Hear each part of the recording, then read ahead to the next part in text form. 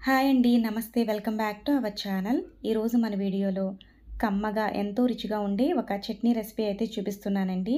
ఈ చట్నీ ఇడ్లీ, దోసలు లాంటి అన్ని రకాల టిఫిన్స్‌లోకి చాలా బావుంటుంది. ఇప్పుడు సమ్మర్ కాబట్టి ఈ మండే ఎండల్లో కడుపుకి చల్లగా, నోటికి ఎంతో రుచిగా ఉండే ఈ పచ్చడి ఎలా తయారు చేసుకోవాలో ఆ ప్రాసెస్ ఏంటో వీడియోలో చూసేద్దాం.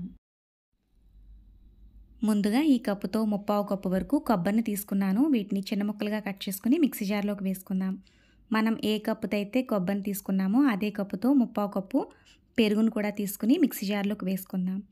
ఇప్పుడు మీ కారానికి తగ్గట్టుగా ఇందులో పచ్చిమిర్చిని వేసుకోండి. ఇక్కడ నేను ఒక పచ్చిమిర్చిని వేస్తున్నాను. అలాగే టేస్ట్‌కి సరిపడా సాల్ట్ వేసుకుందాం.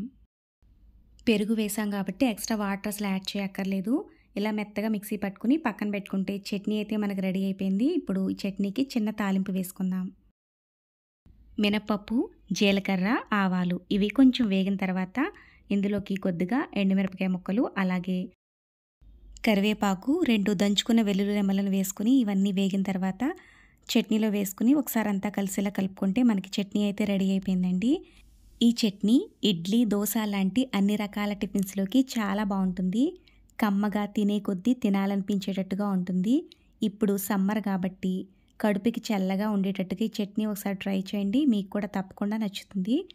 ఈ రెసిపీ ఒకసారి ట్రై చేసి మీకు ఎలా వచ్చిందో కామెంట్ చేయండి. వీడియో గనుక మీకు నచ్చితే లైక్ చేసి ఇలాంటి మరిన్ని వీడియోల కోసం కొత్తగా చూసేవాళ్ళైతే ఛానల్‌ని సబ్స్క్రైబ్ చేసుకోండి.